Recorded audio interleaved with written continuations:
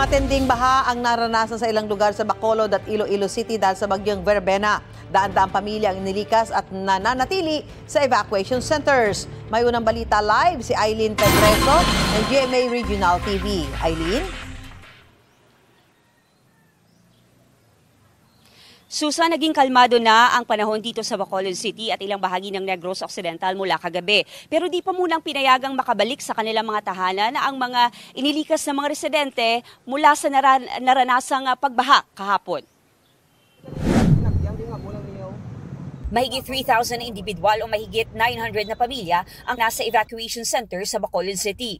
Sa tala ng Bacolod City RRMO, 26 na barangay ang binaha dahil sa ulan na dala ng bagyong Verbena. Isa sa mga pinakanapuruhan ay ang barangay Mandalagan.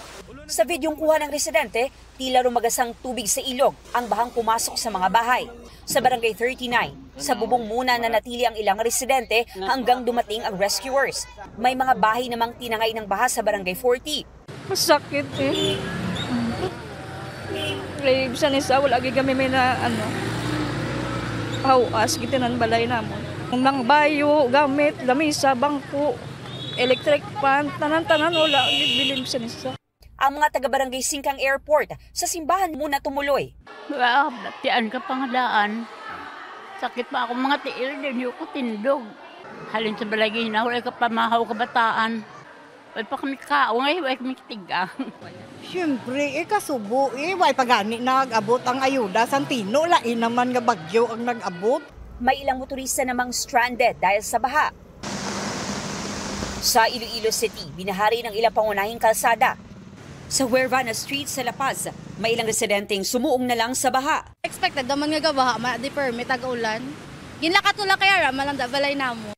Sa tala ng LGU, 30 na barangay ang binaha dahil sa malakas na ulan. May 80 na pamilya nang inilikas. Sa barangay Lopez Haina Norte, La Paz, may ilang residente ring lumikas dahil sa baha. Kung magtiner, pagid kami to mataas, pagid sa... Tumaas rin ang taas ng tubig sa ilang creek sa lungsod.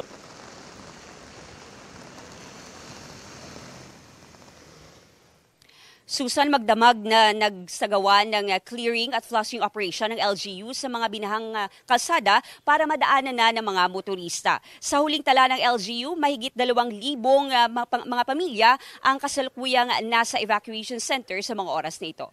Balik sa iyo, Susan. Maraming salamat, Eileen Pedreso ng GMA Regional TV.